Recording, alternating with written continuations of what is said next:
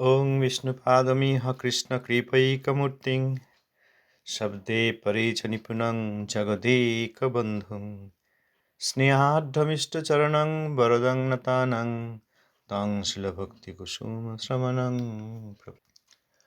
चिरगौरजनाश्रय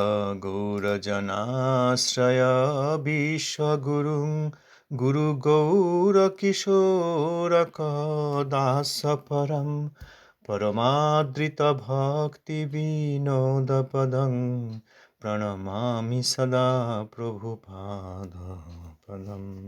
प्रणमामि सदा प्रभुपादपदं। পতিত পাবন গুরুদেব এবং বিষ্ণুপাদ প্রভুপাদ অনুকম্পিত শ্রী চৈতন্য মঠাচার্য শিশলা ভক্তি কুসুম শ্রমণ গোস্বামী महाराज जी की जय।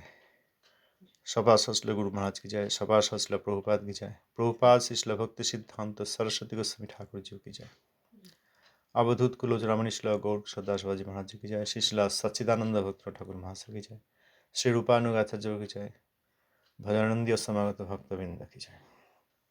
श्री रूपानुग शुद्ध भक्ति धारार भगीरथ শিশিলা সচ্চিদানন্দ ভক্ত ঠাকুর মহাশয়ের জৈব ধর্ম দশম অধ্যায় গতকাল যতদূর হয়েছে তার পরবর্তী অংশ। হরিহর ভট্টাচার্য যিনি বংশানুক্রমে বৈষ্ণব ধর্মে দীক্ষিত এবং ঘরে কৃষ্ণ সেবা আছে, তিনি প্রশ্ন করেছিলেন যে বৈষ্ণব ধর্ম আধুনিক কিনা। প্রশ্নটি করেছিলেন শ্রী চতুর্ভুজ ন্যায়রত্ন মহাশয়কে, তিনিও ভট্টাচার্য। মায়াপুরে এখনও কিছু ব্রাহ্মণ আছে এবং মায়াপুরের অপর পারে, যেটি এখন নবদ্বীপ শহর নবদ্বীপ, তখন কুলিয়াগ্রাম কয়েকটি স্মার্ত নৈয়ায়িক আছেন, অর্থাৎ পণ্ডিত আছেন। আমরা সকলে মিলেমিশে গাদিগাছার বৈষ্ণবদের আক্রমণ করলে কেমন হয়? কে বলছেন? যিনি বৈষ্ণব ধর্মে দীক্ষিত এবং কেবল এক পুরুষ নয়, এর আগেও তাদের বংশানুক্রমে তারা বৈষ্ণব বলে অভিমান করেন। তাহলে সেই গাদিগাছার যে বৈষ্ণবগণ আছেন তাদেরকে একসঙ্গে আক্রমণ করলে কি হয় না? এই কথা বললে ন্যায়রত্ন মহাশয় ন্যায়রত্ন বলিলেন, হ্যাঁ তাহা হইতে পারে, হ্যাঁ তাহা হইতে পারে যদি ব্রাহ্মণ পণ্ডিতদিগের মধ্যে ঐক্য হয়। ওটার একটা সমস্যা। ব্রাহ্মণরা অধ্যাপক, অনেকে পণ্ডিত, ব্যবসা চালান, অনেকে শ্রাদ্ধ শান্তি গৃহপ্রবেশ ইত্যাদিতে ডাকেন, কিন্তু সেই ব্রাহ্মণদের মধ্যে পণ্ডিতদের মধ্যে আবার ঐক্য হতে হবে তো, এক হতে হবে তো। ওটা এক নয়। যদি তাদের মধ্যে ঐক্য হয় হতে পারে। ব্রাহ্মণ পণ্ডিতগণ ব্যবসায়ের ছলে পরস্পর হিংসা করিয়া থাকেন। শুনিয়াছি কয়েকটি পণ্ডিত কৃষ্ণচূড়ামণিকে লইয়া গাদিগাছায় বিচার উত্থাপন করিয়াছিলেন, পরাজিত হইয়া আপন আপন টোলে বসিয়া যাহা কিছু বলিতে হয় তাহাই বলিতেছেন। প্রথমত হ্যাঁ করা যায় আক্রমণ, সব এইরকম কয়েকজন যে ব্রাহ্মণ পণ্ডিত নৈয়ায়িক স্মার্ত এরা রয়েছেন, বড় বড় ব্রাহ্মণ, তাদেরকে নিয়ে করা যায় এটা। কিন্তু ঐক্য হবে তবে তো, সব একসাথে হবে তবে তো আমরা একসঙ্গে গিয়ে বৈষ্ণবদের আক্রমণ করব। ব্যবসায়ের ছলে, তাঁদেরও সব নিজের নিজের ব্যবসা আছে, অতএব ব্যবসা থাকলেই সেখানে প্রতিদ্বন্দ্বিতা আছে। এই সব জায়গাতেই তাই, যেখানে ব্যবসা সেখানে প্রতিদ্বন্দ্বিতা। আবার এনারা ওই যে শুনেছেন কালিদাস লাহিড়ী মহাশয়, যিনি এখন শ্রী অদ্বৈত দাস এবং গাদিগাছায় বাবাজিদের কাছে থাকেন, পরম বৈষ্ণবদের কাছে থাকেন। কালিদাস লাহিড়ী ছিল তাঁর পূর্বাশ্রমের নাম। তাঁর কনিষ্ঠ পুত্র, ছোট ছেলে দেবীদাস ন্যায়রত্ন, তিনি অনেক ব্রাহ্মণকে নিয়ে এসেছিলেন, 100 ব্রাহ্মণকে নিয়ে এসেছিলেন। তাদের মধ্যে অনেকেই পণ্ডিত এবং অধ্যাপক। তাঁদের প্রধান হয়েছিলেন কৃষ্ণচূড়ামণি। তাকে নিয়ে এসে গাদিগাছার বৈষ্ণবদের সঙ্গে তর্ক করে বিচার উত্থাপন করেছিলেন, কিন্তু পরাজিত হয়ে গেছেন। পরাজিত হয়ে চলে গেলেন না, পরাজিত হয়ে গেছেন, আর কিছু বলতে পারলেন না। এই জন্যই এর আগে ন্যায়রত্ন মহাশয় বললেন গাদিগাছার বৈষ্ণবদের মধ্যে 2-3 জন চরম পণ্ডিত আছে, ও হারানো কঠিন। অতএব এনারা ভয়ও পাচ্ছেন। আর প্রমাণ হয়ে গেছে কৃষ্ণচূড়ামণি এত বড় একজন ব্রাহ্মণ পণ্ডিত অধ্যাপক, তাঁকেও হারিয়ে দিয়েছে। পরাজিত হয়ে সব আপন আপন টোলে বসে যা হয় বলতে হয় তাই বলছেন, অর্থাৎ ওখানে গিয়ে আর কিছু করতে পারলেন না। ফিরে এলেন, তারপর তাদের সব এক একজনের টোল আছে, সেই টোলে সংস্কৃত শিক্ষা ইত্যাদি হয়, ন্যায় শিক্ষা ইত্যাদি হয়, ন্যায়শাস্ত্র। সেইখানে যা বলার তাই বলছেন, এরকম হয়। সামনে গিয়ে পেরে উঠলাম না, সেখানে মুখ নিচু করে চলে এলাম পরাজিত হয়ে। এবার আমার যা কিছু উত্তর দেওয়ার ছিল একপক্ষীয়, সেইগুলো নিজের টোলে ছাত্র যারা অনুগত তাদের সামনে সব বলা। এখন সেই সব ছাত্রদের মধ্যে অনেকেই অধ্যাপককে সম্মান করেন, বিশ্বাস করেন না, তাহলে তাই হবে। আবার কোনো কোনো ছাত্র ভাববেন সেখানে বলেননি, আমাদের সামনে এখানে খুব বিচার দেখাচ্ছেন, কিন্তু সেখানে পরাজিত হয়েছেন। তো এখানে ন্যায়রত্ন সেই ঘটনা জানেন। অতএব প্রথম সমস্যা হচ্ছে ব্রাহ্মণদের মধ্যে ঐক্য নাই, কারণ তারাও নিজে নিজে সব ব্যবসা রয়েছে, সেই ব্যবসায় প্রতিদ্বন্দ্বিতা হচ্ছে, অতএব ঐক্য নাই। ঐক্য না থাকলে একসঙ্গে গিয়ে বৈষ্ণবদের গাদিগাছার বৈষ্ণবদের অত বড় সব পণ্ডিত রয়েছে ওখানে, আক্রমণ করবে কি করে? একতা থাকবে তবে তো। আরটা হচ্ছে করবে কি, ও গাদিগাছার বৈষ্ণবদের সঙ্গে পেরে ওঠা কঠিন, তাদের মধ্যে খুব বিচার জানা ব্যক্তি আছে, হবেই। বৈষ্ণবগণ তত্ত্ব জানেন, অতএব এটা তো স্বাভাবিক। এই কথা শুনে হরিহর বলিলেন, ভট্টাচার্য মহাশয়, আপনি আমাদের অধ্যাপক এবং অনেক অধ্যাপকের অধ্যাপক। আপনার কৃত ন্যায়টিকা দেখিয়া অনেকে ফাঁকি শিক্ষা করেন। আপনি গিয়া একবার বৈষ্ণব পণ্ডিতদিওকে পরাজয় করুন। বৈষ্ণবগণ যে আধুনিক ও বেদসম্মত নয়, ইহাই স্থাপন করুন। তাহা হইলে আমাদের পূর্বসম্মত পঞ্চোপাসনা বজায় থাকে। ইনিও পঞ্চোপাসক, যে হরিহর ভট্টাচার্য কৃষ্ণমন্ত্র দীক্ষিত, বৈষ্ণবমন্ত্র দীক্ষিত, ঘরে কৃষ্ণ পূজা আছে, এরকম অনেক জায়গায় দেখা যায়। ঠাকুর মহাশয় অন্যত্র বলেছেন যে ওর ঘরে রাধাকৃষ্ণ পূজা করলেও সে ওই লৌকিক বিচারেই রাধাকৃষ্ণের পূজা করেন, সর্বেশ্বর কৃষ্ণ স্বয়ংরূপ ভগবান রূপে পূজা করেন না। এরকম দেখা যায় না, ঘরে লক্ষ্মী দেবী আছেন, গণেশ আছেন, শিব দুর্গা আছেন, রাধাকৃষ্ণ আছেন, আবার নিতাই গৌর আছেন, আলেখ্যে এরকম রয়েছেন। তো সেই তাঁদেরই মধ্যে একজন প্রতিনিধি হরিহর ভট্টাচার্য, তিনি বললেন, আপনি অধ্যাপক মানে আমাদের শিক্ষক, এবং অন্যান্য অনেক এখন যারা অধ্যাপক হয়েছেন তাঁদেরও আপনি শিখিয়েছেন, প্রফেসর অব দ্য প্রফেসর হয় না, অধ্যাপকদেরও অধ্যাপক। আর উনি ন্যায় টিকা করেছেন, সেই ন্যায় টিকা দেখে অনেকে ফাঁকি শিক্ষা করেন, তা আপনি কি একবার ওই বৈষ্ণব পণ্ডিতদের পরাজয় করুন। অতএব দায়িত্বটা এবার এনার হাতে দিয়ে দিচ্ছেন। তাহলে আমাদের যে পূর্বসম্মত পঞ্চোপাসনা সেটা বজায় থাকে, অর্থাৎ সূর্য, গণেশ, শিব, দুর্গা, বিষ্ণু, এই পাঁচজনের কারোর না কারোর বা কয়েকজনের বা সকলের যে দেবদেবী রূপে পূজা, এবং তাতে আমাদের অন্নাভিলাষ বিভিন্ন কিছু চেয়ে নেওয়া, এই পূজার মধ্যে দিয়ে লোকের গৃহে পূজা আদি করে ব্যবসা অর্থাৎ ইনকাম, উপার্জন, এটা বজায় থাকে। কারণ তা না হলে তো অনেকে পূজা করছে না, তা না হলে আমাদের যে পঞ্চোপাসনা সেইটাকে যুক্তি দিয়ে বৈষ্ণবগণ এই পঞ্চোপাসনা যে শুদ্ধ ভক্তি নয় সেটা বুঝিয়ে দিচ্ছেন। এই পঞ্চোপাসনা যে অন্নাভিলাষের জন্য, নিজের প্রয়োজনে আমরা পূজা করি, এইসব বুঝিয়ে দিচ্ছেন। এবং এনাদেরও মনের মধ্যে একটা ধারণা আসছে যে আমরা এতদিন যা করে এসেছি তার বিরোধ হচ্ছে, অতএব তাঁদেরও যে তথাগতিত শ্রদ্ধা আছে সেটি নষ্ট হচ্ছে, অর্থাৎ এটাকে আবার পুনঃস্থাপন করতে হবে সিদ্ধান্ত দিয়ে পুনঃস্থাপন করতে হবে। আপনি করুন, আপনি বুঝিয়ে দেন যে বৈষ্ণব ধর্ম আধুনিক এবং বেদ সম্মত নয়, এটা আপনি স্থাপন করে দিন। আপনি গিয়ে একবার ওই বৈষ্ণব পণ্ডিতদের পরিচয় করুন, কারণ আপনার ক্ষমতা আছে, আপনি অধ্যাপকের অধ্যাপক, আপনার বই পড়ে আমরা সব শিখেছি। চতুর্ভুজ ন্যায়রত্নের মনে একটু ভয় আছে। কৃষ্ণচূড়ামণি প্রভৃতি যেখানে পরাজয় লাভ করিয়াছে, সেখানে গেলে পাছে সেই দশা হইয়া পড়ে। তিনি বললেন, হরিহর, আমি ছদ্মবেশে যাইব, তুমি অধ্যাপক হইয়া গাদিগাছায় তর্কানল উদ্দীপ্ত করো। ভয় আছে মানে কৃষ্ণচূড়ামণির মতো ব্রাহ্মণ পণ্ডিত এবং আরও 100 জন গিয়েছিলেন, অনেকে অধ্যাপক, অনেকে শিক্ষানবিশ ছাত্র, তাঁরা গিয়ে হেরে গিয়েছেন গাদিগাছার বৈষ্ণবদের কাছে। এখন আমার যদি সেই অবস্থা হয়, এটা মনে মনে ভাবছেন স্বগতোক্তি, আমার যদি সেই দশা হয়, আমি যদি হেরে যাই, তাহলে যতটুকু সম্মান বা আছে সেটাও নষ্ট হবে। এই ভেবে তিনি বললেন, হরিহর, আমি ছদ্মবেশে যাব, লুকিয়ে যাব, নিজের পরিচয়ে যাব না, তুমি অধ্যাপক হয়ে গিয়ে তাদের সঙ্গে তর্কানল, তর্কযুক্ত অনল, অনল মানে অগ্নি, তর্কাগ্নি অর্থাৎ উত্তপ্ত বাঘ বিতণ্ডাদি হবে, বিচার হবে, অর্থাৎ এই তর্কের আবাহন তুমি গিয়ে করো, উদ্দীপ্ত করো।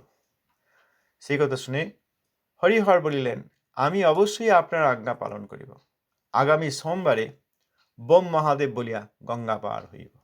ওরা এপারের গাদিগাছা অর্থাৎ গদ্রুমে যেতে হবে, গাদিগাছায় যেতে হবে, গদ্রুমে যেতে হবে। বোম মহাদেব অর্থাৎ মহাদেবের নাম নিয়ে গঙ্গা পার হয়ে সেখানে সোমবার আসিয়া উপস্থিত। হরিহর, কমলাকান্ত, সদাশিব এই তিনজন অধ্যাপক অর্কটিলা হইতে শ্রী চতুর্ভুজ ন্যায়রত্নকে লইয়া জাহ্নবী পার হইলেন। অর্থাৎ এরা কুলিয়া গ্রামের দিকে থাকেন, ওই জন্য জাহ্নবী অর্থাৎ গঙ্গা পার হয়ে তারা গাদিগাছে আসছেন। যদি মায়াপুরের দিকে থাকতেন তাহলে খড়ি নদী পার হতেন, জলঙ্গি পার হতেন। তো জাহ্নবী পার হচ্ছেন যখন, তারা পশ্চিম দিকে থাকেন। বেলা 3:30 প্রহরের সময় শ্রী প্রদ্যুম্ন কুঞ্জে আসিয়া হরিবোল হরিবোল বলিতে বলিতে দুর্বাসা মুনির ন্যায় মাধবী মণ্ডপে বসিলেন। এই যা লিখেছেন ঠাকুরমশাই। আচ্ছা, 3:30 প্রহর, অর্ধ 3 প্রহর অর্থাৎ 3:30 সময়, বেলা 3:30, সোমবার।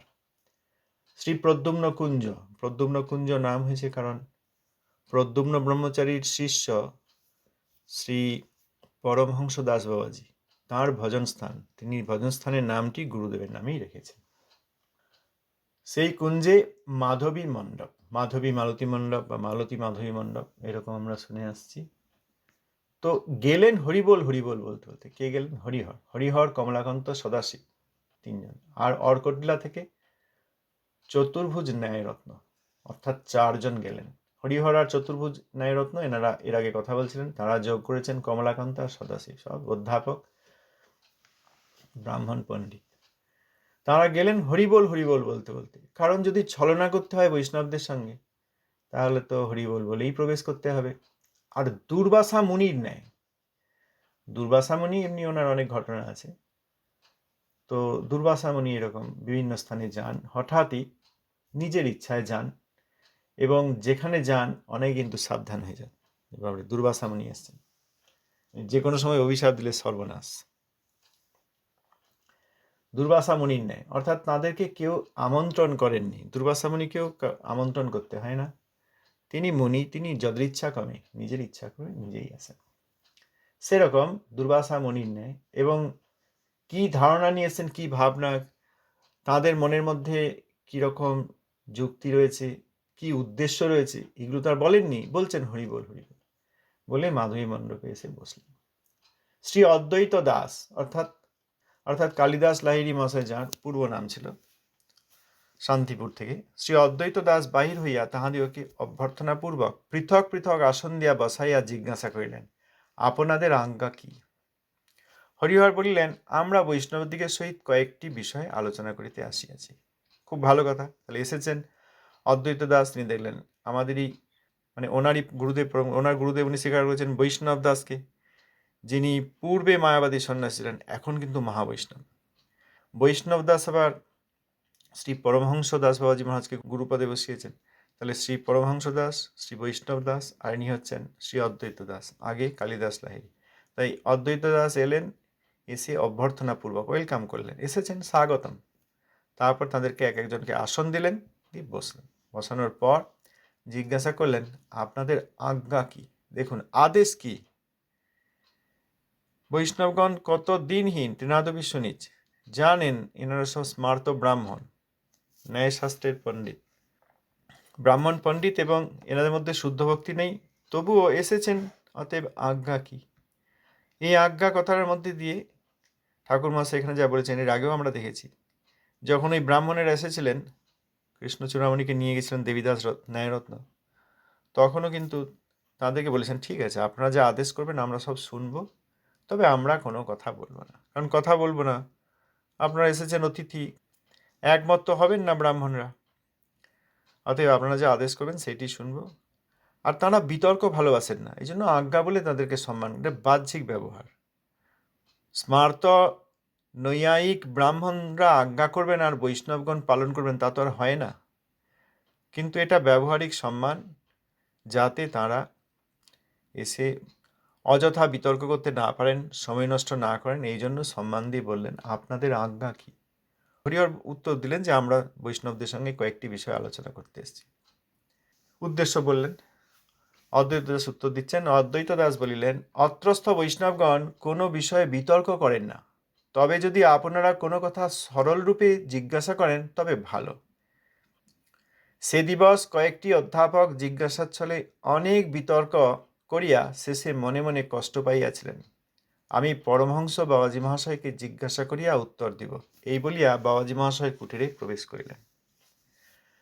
আজ্ঞা করুন বললেন। ব্রাহ্মণগণ বললেন, আমরা কতগুলো বিষয়ে কথা বলব।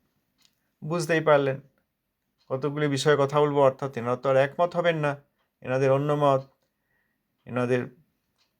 এনারা ভক্তি আশ্রয় করেন নাই, কর্মকাণ্ডীয় জ্ঞানকাণ্ডীয়, আবার ওই কেউ কেউ মায়াবাদী রূপ। বাহ্যে বৈষ্ণব কিন্তু আসলে মায়াবাদী। এই হরিহর ভট্টাচার্যও তাই। ঘরে কৃষ্ণ সেবা থাকলে কি হবে, ওনারও ধারণা ওই সবশেষে সব ব্রহ্ম এবং মুক্তি চাই, মুক্তির জন্য ব্যস্ত। অতএব অদ্বৈত দাস এদেরকে বিলক্ষণ জানেন, কারণ ওই যে আগে হয়েছে কৃষ্ণ চূড়ামণিকে নিয়ে এসে বহু ব্রাহ্মণ যে তর্ক করেছে সব দেখেছেন। তন্মূলে এখানকার বৈষ্ণবরা কেউ তর্ক করেন না, কোনো বিষয়ে বিতর্ক করেন না। তবে আপনারা যদি কোনো কথা সরলভাবে বলেন, অর্থাৎ প্রশ্ন থাকলে উত্তর দেওয়া হবে, সরলভাবে বলা মানে তাই, সরলভাবে যদি জিজ্ঞাসা করেন তাহলে ভালো। সরলভাবে জিজ্ঞাসা করলে হ্যাঁ আমরা জানতে চাই কী ব্যাপার, বুঝতে চাই, সে ঠিক আছে, সে প্রশ্নের উত্তর দেওয়া হবে। কিন্তু আপনারা আপনাদের মত বলবেন আর এনারা বিতর্ক করবেন, সে করে এনারা সময় নষ্ট করবেন না। একদিন হয়েছে এরকম, সেই দিন এরকম কয়েকজন অধ্যাপক এসেছিলেন জিজ্ঞাসার ছলে। কৃষ্ণ চূড়ামণি জিজ্ঞাসা করছিলেন না, এটা কি ওটা কি, এটা কেন করেন ওটা কেন করেন, জগন্নাথের সঙ্গে আপনাদের কি ব্যবহার, বৈষ্ণবদের মধ্যে জাতিভেদ আছে কিনা, কত কিছু জিজ্ঞাসা করলেন। ওই জিজ্ঞাসা ছলে আসলে তারা বিতর্কই করতে এসেছিলেন, কিন্তু জিজ্ঞাসার আবরণে বিতর্ক করেও শেষ পর্যন্ত তারা পরাজিত হয়ে গেলেন। তারপর মনে মনে কষ্ট পেলেন। কষ্ট আমরা দিতে চাই না। অতএব আপনারা যদি সেই পথ ধরেন, এই সরলভাবে কোনো কিছু জিজ্ঞাসা থাকলে করতে পারেন, যদি তা না করে ওই প্রশ্নের দ্বারা বিতর্ক আরম্ভ করবো এটা মনে করেন, আপনাদেরও শুধু শুধু কষ্ট হবে, আমরা কষ্ট দিতে চাই না। তো যাই হোক, আপনাদের যখন প্রশ্ন আছে বলছেন, আমি পরমহংস বাবাজী মহাশয়কে জিজ্ঞেস করে উত্তর দেবো, এই বলে বাবাজী মহাশয় কুটির প্রবেশ করেন। কারণ এনারা নিজের ইচ্ছায় কিছু করছেন না। এর আগেও বৈষ্ণব দাসও তিনি গিয়ে পরমহংস বাবাজী মহারাজকে জিজ্ঞেস করেছিলেন, এনারা এসেছেন, কি বলবো কি করব। পরমহংস বাবাজী মহারাজ এলেন, দেখলেন, আদেশ করলেন বৈষ্ণব দাসকে উত্তর দিতে। বৈষ্ণব দাস তখন উত্তর দিলেন, তিনি বললেন, আমি খুব দিনহীন, কিছু জানি না, তবুও যেহেতু গুরুদেবের আদেশ এবং বৈষ্ণবগণ চাইছেন, সেহেতু সাধ্যমতো আপনাদের প্রশ্নের উত্তর দেব। আর সেই করতে গিয়ে কৃষ্ণ চূড়ামণি এবং সব ব্রাহ্মণদের ভয়ঙ্কর পরাজয় হয়েছিল। এখানে অদ্বৈত দাসও গেলেন পরমহংস বাবাজিকে জিজ্ঞেস করতে, তাঁর ভজন কুটিরে গেলেন। অদ্বৈত দাস অল্পক্ষণের মধ্যেই আসিয়া আসন সকল পাতিয়া ফেলিলেন। পরমহংস বাবাজী মহাশয় শ্রীমণ্ডপে আসিয়া প্রথমে বৃন্দাদেবীকে, পরে আগন্তুক ভদ্র ব্রাহ্মণগণকে দণ্ডবৎ প্রণাম করিয়া করজোড়ে জিজ্ঞাসা করিলেন, মহাশয়গণ, আমরা আপনাদের কি সেবা করিতে পারি, আজ্ঞা করুন। অদ্বৈত দাস প্রথমে তাই বলেছিলেন যে আজ্ঞা কি, আজ্ঞা হয় বলুন, আজ্ঞা করুন, আদেশ করুন, আপনাদের আজ্ঞা কি। এখানে পরমহংস বাবাজী মহারাজকে যখন গিয়ে ইনি বললেন, তিনিও এসে প্রথমে বৃন্দাদেবীকে প্রণাম করলেন, তারপর ওই ভদ্র ব্রাহ্মণগণ তাদেরকে দণ্ডবোধ করলেন। তা বৈষ্ণবগণ ব্রাহ্মণকে দণ্ডবোধ করছেন কেন? ওই আত্মস্বরূপে, যে এনারা জানে না জানে সব তাঁর দাস, শুদ্ধ ভক্তি নাই, কিন্তু ভিতরে তো আত্মা, তিনি তো হরির বিভিন্নাংশ, অতএব দণ্ডবোধ প্রণাম করলেন, দিয়ে জোড়হাত করলেন। এই হচ্ছে বৈষ্ণবের স্বভাব, বৈষ্ণবের স্বভাব। করো জোড়ে, জোড়হাত করলেন, দিয়ে জিজ্ঞাসা করলেন, মহাশয়গণ, আমরা কি সেবা করতে পারি, আদেশ করুন। অর্থাৎ এসেছেন বৈষ্ণবগণ কি সেবা করবেন। বৈষ্ণবগণ সেবাই করেন। বৈষ্ণবগণ চিন্ময় জীবের সেবা করেন, জীবাত্মার সেবা করেন, সেই যে অবস্থাতেই থাক।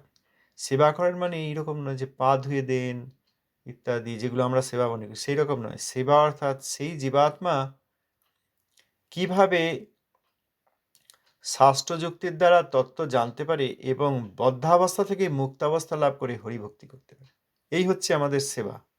বৈষ্ণবের এইটিই সেবা। বালিশের প্রতিও তাদের সেবা। বালিশের প্রতি মধ্যম যে কৃপা করেন সেটিও একটি সেবা। কেন, বিভিন্নাংশ জীব তারা বদ্ধ হয়ে আছে, কি করে হরিভক্তি বুঝতে পারবে, এই প্রচেষ্টাই হচ্ছে আবার প্রচার। নিজে পেয়েছেন মধ্যম অধিকারী এবং তিনি ভাবছেন যে এত সব জীব জন্তু প্রাণী উদ্ভিদ জীবজগৎ, এত আত্মা, কেউ হরিভজন করছে না, কি করে এদের সহায়তা করা যায়। নিজের ভজনের প্রভাবেই তিনি প্রচার করেন। প্রচার একটা আলাদা শব্দ নয়, আজকাল প্রচার একটা আলাদা শব্দ, যে প্রচার করতে চলে গেছে, না। যিনি ভজন করেন স্বাভাবিকভাবেই প্রচার হবে, প্রাণ আছে তার, সেহেতু প্রচার। প্রভুপাদ লিখলেন, দুষ্টম অন্তরিকেশের বৈষ্ণব। তো এখানে বলছেন যে আমরা আপনাদের কি সেবা করতে পারি আজ্ঞা করুন। অর্থাৎ শাস্ত্রযুক্তি ইত্যাদি বুঝিয়ে দিয়ে তাদের যে কোনো ব্যক্তির, এবং এই ব্রাহ্মণদের তো অবশ্যই, যে ভুল ধারণা আছে সেইটি যদি বুঝিয়ে দিতে পারি এবং এনারা সেই ভুল ধারণা অতত্ত্ব তত্ত্ববিরোধ এদের মধ্যে যে আছে সেইগুলি বুঝিয়ে দিয়ে যদি শুদ্ধ তত্ত্বের প্রকাশ করতে পারি হৃদয়ে, তাহলে এই আত্মাদের সেবা হবে। আর আমরা সেবা বলতে গা হাত পা টিপে দেওয়া, জল ধুয়ে দেওয়া, পায়ে ঘি মাখিয়ে দেওয়া, এইসব আরতি করা, এসব আরম্ভ হয়েছে আজকাল। তখন ন্যায়রত্ন বলিলেন, আমরা দুই একটি কথা জিজ্ঞাসা করিব, উত্তর করুন। তাহা শুনিয়া পরমহংস বাবাজী মহাশয় শ্রী বৈষ্ণব দাস বাবাজী মহাশয়কে আকর্ষণ করিয়া আনাইলেন। বৈষ্ণব সকল স্থির হইয়া বসিলে ন্যায়রত্ন মহাশয় জিজ্ঞাসা করিলেন যে, বলুন দেখি, বৈষ্ণব ধর্ম পুরাতন কি আধুনিক? তখন ন্যায়রত্ন বললেন, আমরা দু একটা কথা জিজ্ঞেস করবো, উত্তর দিন। এই কথা শুনে পরমহংস বাবাজি তিনি বৈষ্ণব দাসকে ডাকলেন, যিনি তার শিষ্য। বৈষ্ণব দাস পরমহংস বাবাজি কি গুরুদেব বলে স্বীকার করেছেন। তখন বৈষ্ণব দাসকে নিয়ে এলেন। আসার পর এদিকে বৈষ্ণবগণ স্থির হয়ে বসলেন। ন্যায়রত্ন তখন জিজ্ঞেস করলেন, বৈষ্ণব ধর্ম পুরাতন কি আধুনিক? এই প্রশ্ন নিয়ে হরিহর ভট্টাচার্য এসেছিলেন এই ন্যায়রত্ন মহাশয়, চতুর্ভুজ ন্যায়রত্ন মহাশয়ের কাছে। আমরা আগামীকাল এই বিষয়ে পড়ব।